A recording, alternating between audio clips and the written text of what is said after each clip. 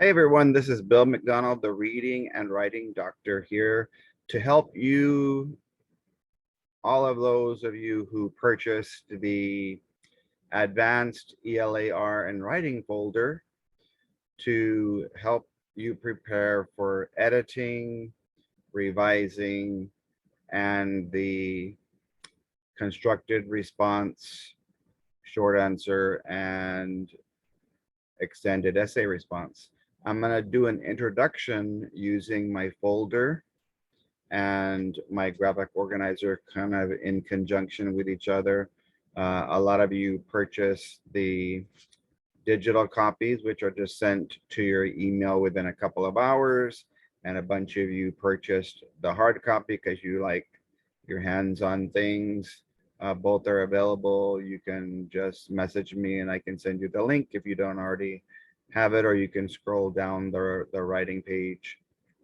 Keep in mind that in order to do a short answer question uh, and an essay question, which is extended, you have to be able to write in sentences, which means you have to understand basic grammar of capitalization, usage, punctuation, and spelling. So part one, before we get to the open-ended introduction, will be editing. So my question is, do you have PE at your school? And you're all going to say, yes, we do have PE. But in my PE, it means that every single student in the entire school, from pre-K to 12th grade, could read an entire passage, P, and answer questions about it regarding editing or revising or reading.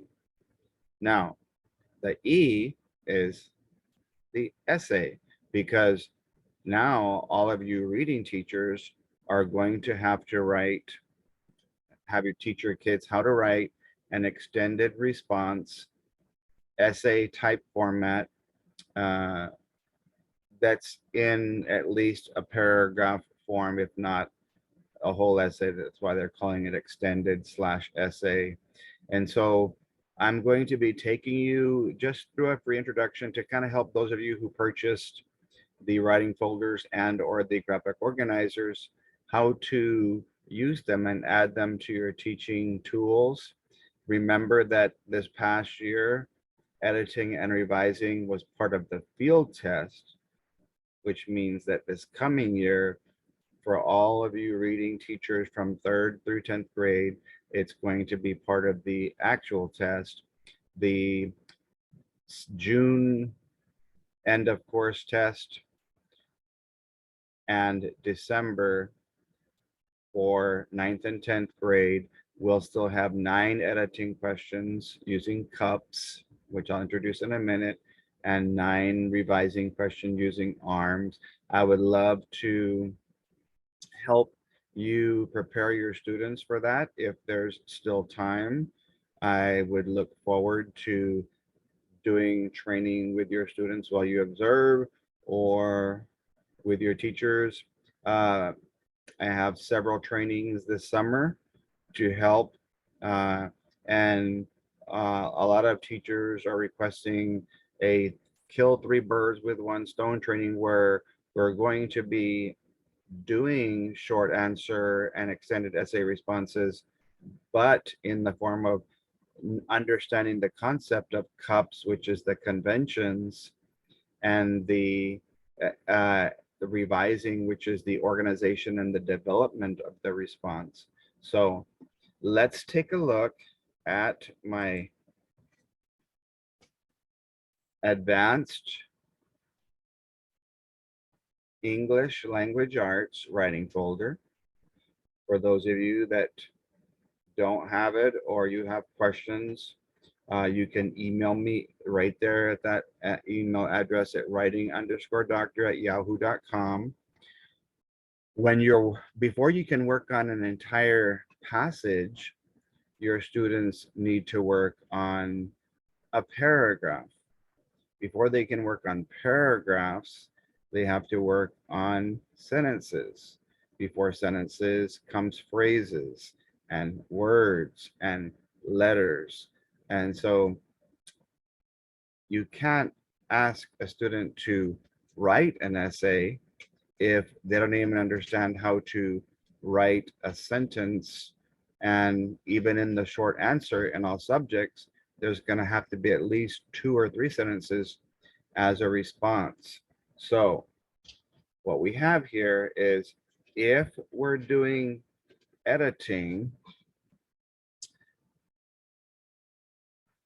which is the conventions, the grammar, I want you to get used to seeing cups with at least 1 P and 2 S's. Now, I am going to talk about an extra P in terms of the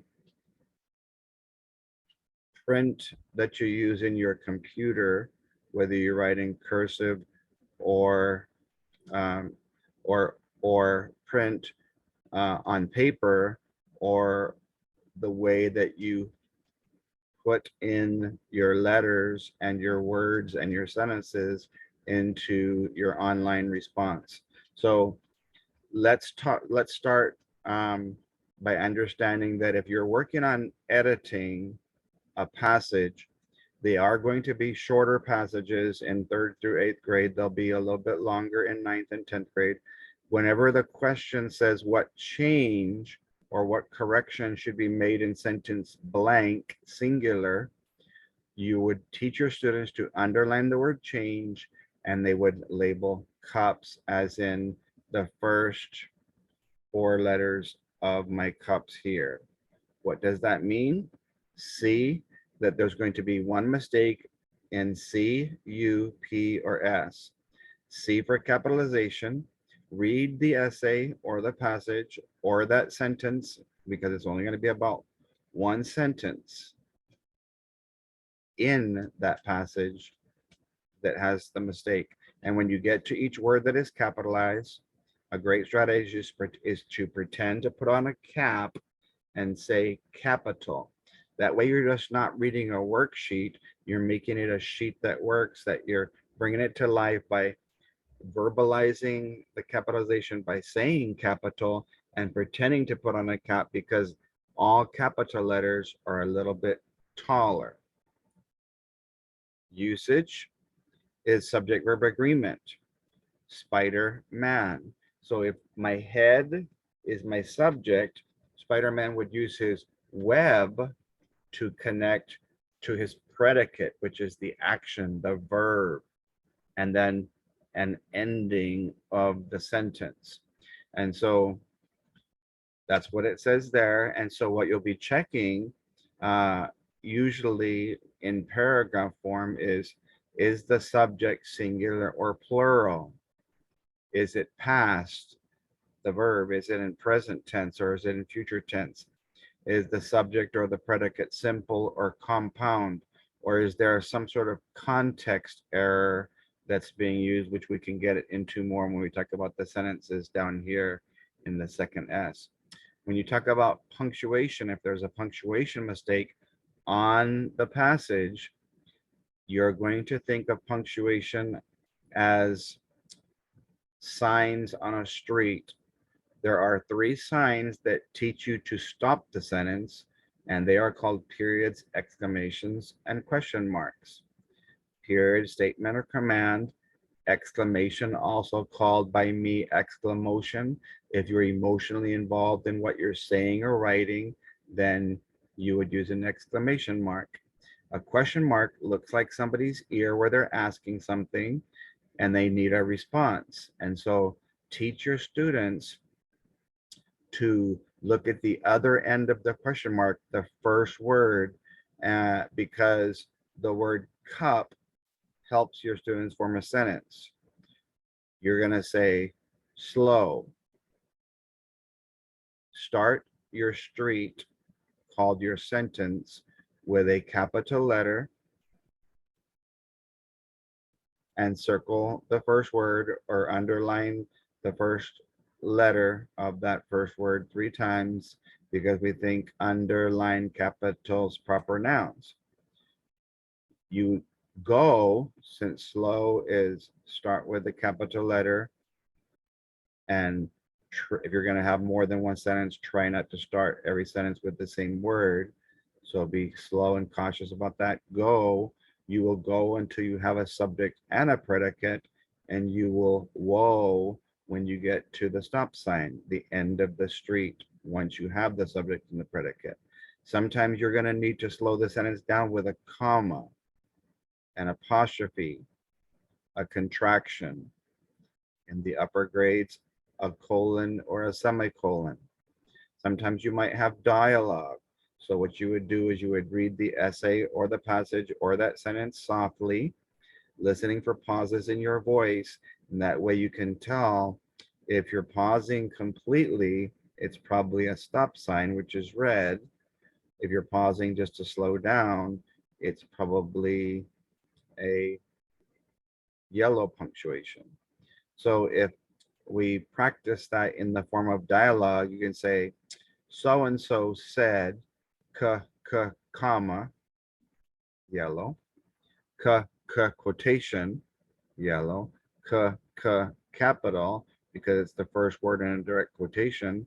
Whatever they say, whatever words actually come out of their mouth, closing, your stop sign once you're done talking, and your quotation,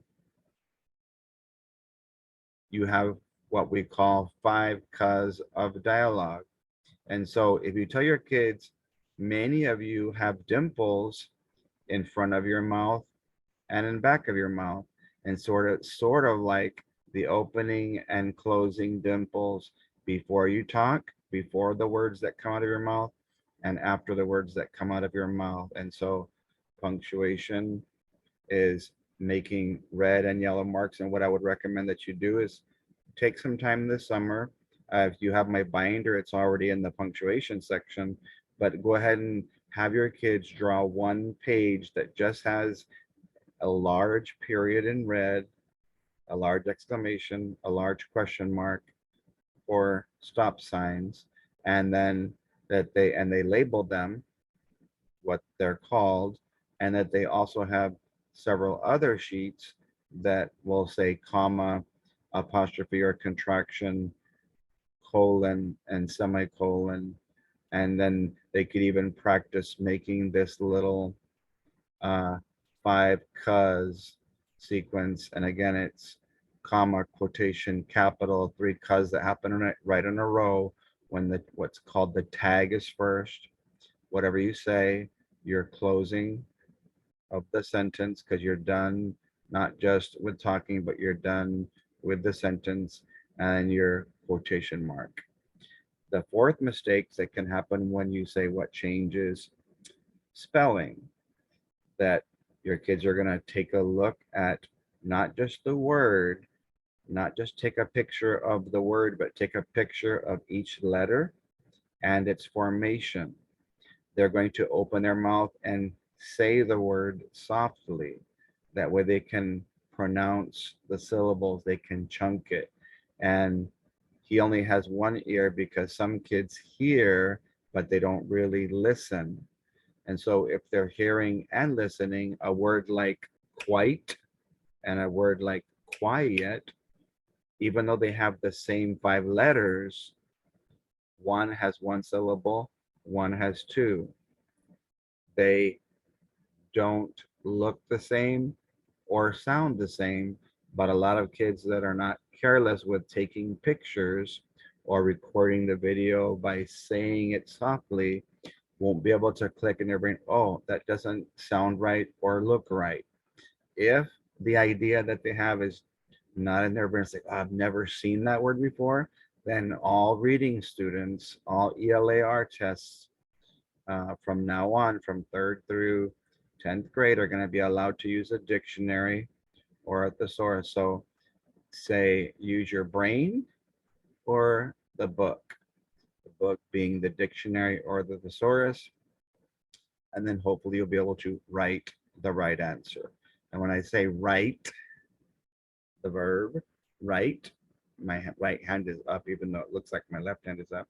That's they sound the same, but they look differently. So your kids are going to have to pay close attention to homophones, words that sound the same or look different. So whenever whenever the question does say what change, teach your kids underline, change, and label, put a bracket, cups, and it can only be one of these four mistakes. Okay.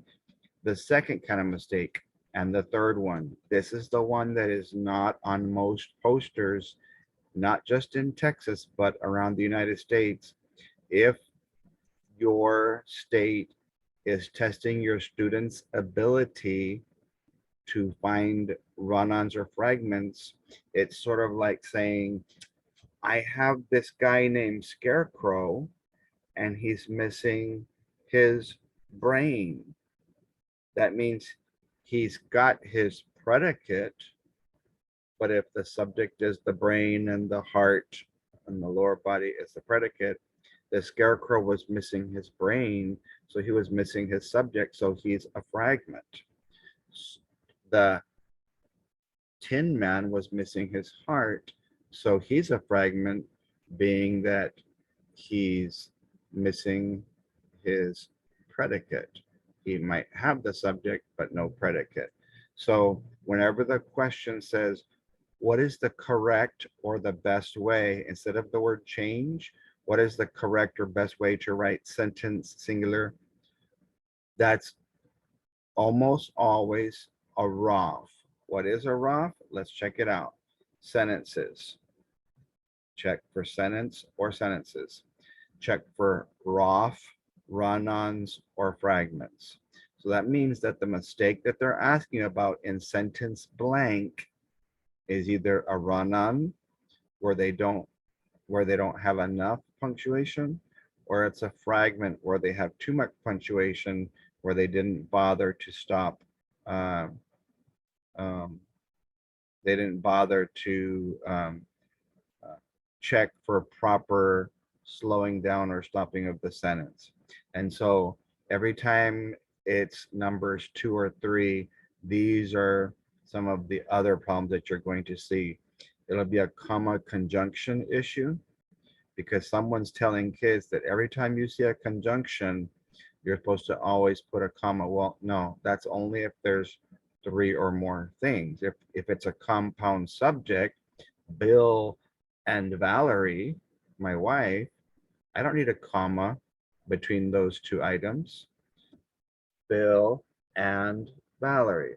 But if it's 3 or more, Bill, comma, Jorge, comma, and Valerie, then you could put 2 commas here, or if you teach the Oxford comma, or you at least have to have 1 comma at the beginning where you state the first person's name. And that same thing happens with compound predicates. If one subject is doing 2 things, then you only need and or if they're doing 3 or more, then you need the same concept, the comma between the second and the third, or the comma with and, or the comma with or. So the other problems that happen in your answer choices when it's multiple choice are, tell the kids to look for repetition. The one they're going to eliminate, and I've got my E here, and why does E have 3 sticks on it, sticking out? Because whenever it's multiple choice, you're going to eliminate 3 answers, whether they're even or odd, when they're multiple choice. And so here are some of the reasons why they're going to have mistakes. It'll have repetition. So if all of them have repetition, then you choose the one that sounds like a sentence with a subject and a predicate with the least amount of repetition. If one of them changes the content or the meaning, you're going to eliminate that answer choice. If one of them has changed the cause and effect, sometimes they switch the cause and effect around in one of the answer choices.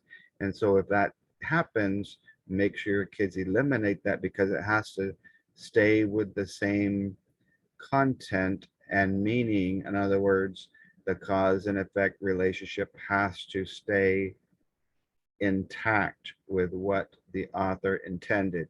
And the same thing happens with compare and contrast. If you're comparing and contrasting something in a sentence, you have to make sure you keep what is being compared the same and what is being contrasted different.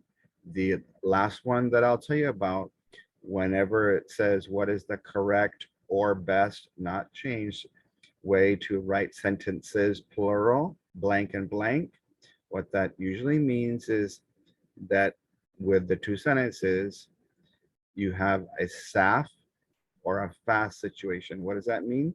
That the first sentence in the two that you're going to bracket is a complete sentence with a subject and a predicate, and that the second one is a fragment where it's missing the subject or the predicate, or if you flip it, like the arrow says, that the first sentence is the fragment missing the subject or the predicate, and the second one is the sentence. And so please, I beg of you, make sure that you have your students and your lessons modeling these two types, because whenever these are tested across the state in the past, in 4th, 7th, 9th, and 10th grade, these are the ones that would only get 30 or 40% correct or 50% correct, because everybody's just using cups with one S instead of checking for what's called sentence boundary issues that have all these kinds of problems in them. So how do I take that and apply that to my hand? Because I'm going to have my hand on test day. When you are editing passages and essays, you're not working on development or organization as a doc. A teacher is like a doc. What's up, doc? You're working on conventions. And so what does that mean? If you have a paper with bad conventions, what do you spell when you take the C out of doc? You have do. And so papers without good conventions are do. So yes, on part 3, I'm going to work on short answer with you and extended responses, essay responses. But if the conventions are so bad in those 2, 3, 4, 5, 6, 7, whatever, however many sentences that your kids need, that the reader can't even understand, they're not going to earn any points on those short answer or extended essay responses because of the conventions being so bad. So we said, if it says what change in the question, we'll underline the word change and we'll label cups. And so since I have 5 fingers, I'm going to use all my 5 fingers to explain to you here, what does cups mean? If it's a capitalization mistake, we're going to underline capitals, proper nouns, and titles, and first words. And so you can either pretend to put on a cap, or you can say the word capital right before whatever's capitalized. For example, if my son is going to New York City, like he is, I would say capital New, capital York, capital City. The mistake that's often made is capital New, capital York City. And the last one will be intentionally left uncapitalized, and so your students have to pay attention to that. So if you look what I've done here on the lower left, many of you have my binder, and so that we can build according to what I call a ladder, we have to structure the way that we teach. If kids can't write an entire essay or a passage or a paragraph, then we have to structure our teaching in a way where we build from letters, because now we're going to be all responsible. Writing from third grade on is not supposed to be about me, the fourth grade teacher, seventh grade, ninth or 10th grade anymore. It's supposed to be about we. And yes, I believe that every single student should be able to write at least 2 or 3 sentences in short answer. It's going to take a process. Writing is a process, not a product. So yeah, I don't expect you to be able to have your kids write, for example, ideally, you're going to think of this phrase: my age or more will get a good score. In other words, if I'm a third grader, I would hopefully be able to, by the end of the year, be able to answer an extended essay response that has 8 or more sentences. But at the beginning, I might only be able to have my grade. Third graders might be able to only start with 3 sentences. They might only be able to start with one, but you got to start somewhere. And so we would build from there. A fourth grader might have from 4 sentences at the beginning to 10 sentences, 9 sentences at the end. Again, anywhere from their grade to their age is what they would vary in terms of the development of the response, which I'm not going to get into today. So if we're on level 1 and you're writing on paper, it would be penmanship. Well, since you're printing on the computer, you're typing and the response is going to come out in print, page 19 of my binder is sort of like the way graph paper is set up, where every single letter and punctuation mark has its own space, its own position. And so when you think of the P, it could be the positioning. After each letter of a word, I don't put any space, but when I'm finished with a word, I will push the space bar 1 time. Push, position, to move the typing 1 space over, and then I'll be able to type all of the letters of the next word. And most of you are going to teach your kids, when you write a period, it should have its own space. So practice teaching that on graph paper so that when they go to a computer, they can remember, okay, after each word, I need 1 space that's open. After each sentence, I would typically want to have 2 spaces, so I would put space, space. And so if the computer is not allowing your kids to write the entire word and it doesn't automatically go, because some programs don't automatically, like word, go to the next line for you, they, the student will try to put dashes. We don't want dashes all over the place.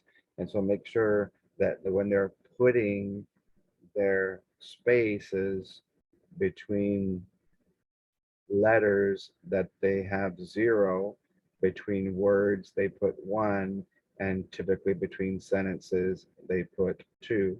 When you're starting a paragraph, if you want to teach paragraphs, then you can put 5 spaces. You can space or you can tab if the computer allows you to do that. But penmanship is at the letter level. And so if your kid struggle with letters, then you might have to use the bottom half of my writing folder, where it has it in both print and cursive. And you're going to show your kids that if you're writing on paper, some of the letters rest under the line. In print, the letters G, J, P, Q, and Y are under the line. And so it'll automatically do that for you in the online response. But many of you are going to continue to have your kids practicing on paper. And so they have to be aware that on the lowercase letters G, J, P, Q, Y in print, what I call Iron Man, where no letters touch, those letters will have little tails and be halfway under the line. In cursive, the F, the G, the J, P, Q, Y, and Z all have little tails. And so if you are one of those teachers that are saying, I'm going to do online responses and paper, then use this folder to remind the kids that in cursive, you have 7 letters that when they are written in lowercase, they have to be under the line, typically about halfway. So level 1 is penmanship, so that P. Level 2, when you're working on words, that's spelling. And so my binder is scaffolded in the same way that I wrote these numbers. And so those of you that are getting the Dear Doc ELAR and writing binder, the first several hundred pages helps you progress with your students from letters to words to phrases to sentences to a paragraph. And then it starts letting your kids work on differentiating between run-ons and fragments, sentences followed by fragments or fragments followed by sentences. So remember that spelling is seeing the word, taking a picture, saying it, the syllables, pronouncing it so you can hear and hopefully listen, that you'd use your brain to think, how does that word look or sound? Or you would look it up in a book called the dictionary and hopefully come up with the right, you'll be able to write the right answer. Step 3, when you're working on phrases, that's capitalization. So when it says what change, numbers 2 and number 3 are the first letter of cups and the last letter of cups. When your work and so keep in mind about if you're trying to make it verbal, then you would have your kids say the word capital every time they see one when they're reading. If they're trying to make it kinesthetic, they can just quickly put a cap on because capital letters are taller than lowercase letters. When we're ready for level 4, the sentences section. And again, that's how they're scaffolded in the binder. We said that there are 3 types of sentences that need stop signs called periods, exclamations, and question marks. I'm going to draw a little table because if you have an imaginary ball, you would bounce an imaginary ball on the floor for a period, an exclamation, or a question mark because we're done with the whole sentence.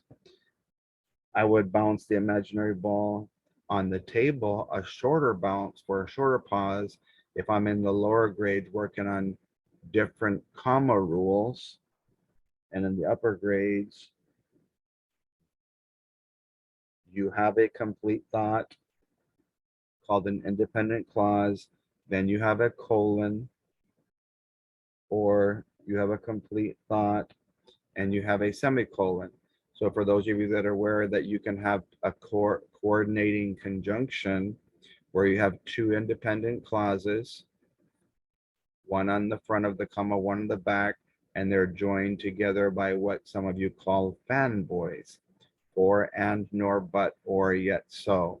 If you were to go to page 251 and 252 of the binder, you'll be able to find the fanboys list there.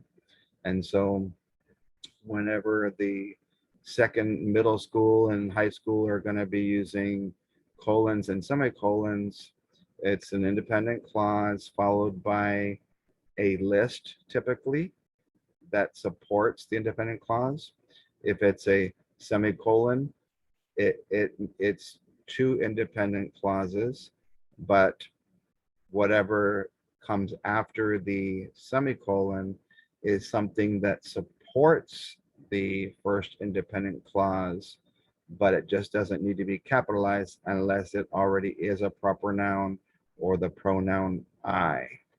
So there's a couple more yellows, like we mentioned, the apostrophe or contraction. Those are up in the air, so you could make it verbal or kinesthetic by tossing the ball up in the air for apostrophes, contractions, or we also said that we have opening and closing quotation marks before and after you talk.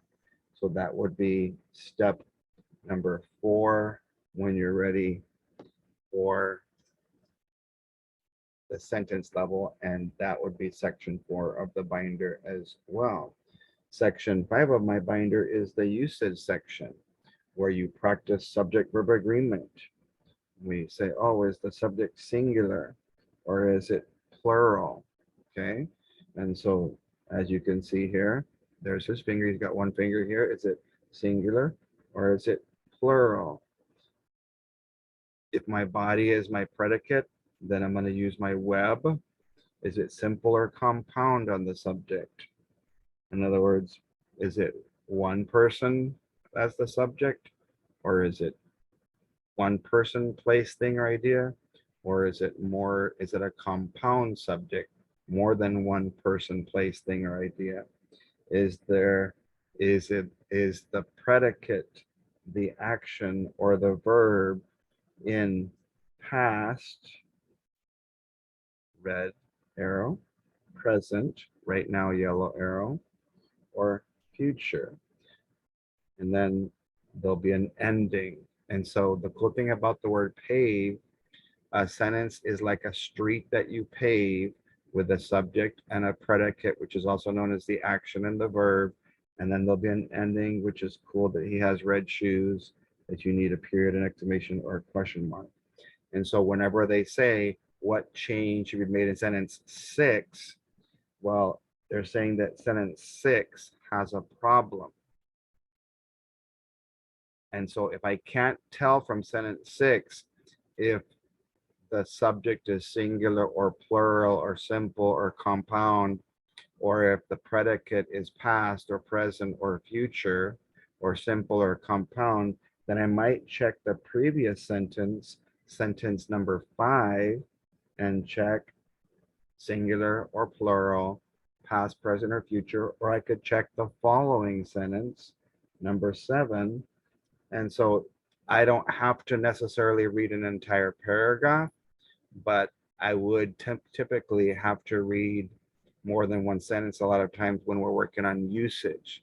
Because let's say if they say in sentence 6, a pronoun it, since we don't know what the subject is when it says it, you'll have to rewind and check the previous sentence and say, oh, it is singular, but sentence 5 is talking about something that's plural. And so that's why it's important to check the previous sentence by backing up, or check the following sentence by moving forward. And that way you'll hopefully be able to get the correct subject verb agreement. And so sections 2, 3, 4, and 5 of my binder have lots of practice for that. And then section 6 of my binder, when you start working on fragments, sentence boundary issues, we said that what is the correct way to write sentence? That means it's either a run-on, and there's my little friend running and never stopping. So for fun, if your kid has 64 words with one period, you might have the kids run in place for 64 steps and then stop. And as you can see, you're going to get tired because you're never stopping for a period. That red wall means stop. And so If you put a period where it doesn't belong, I'm going to get what I call reader's whiplash, where I'm running into a period before I've even gotten my subject and my predicate written down.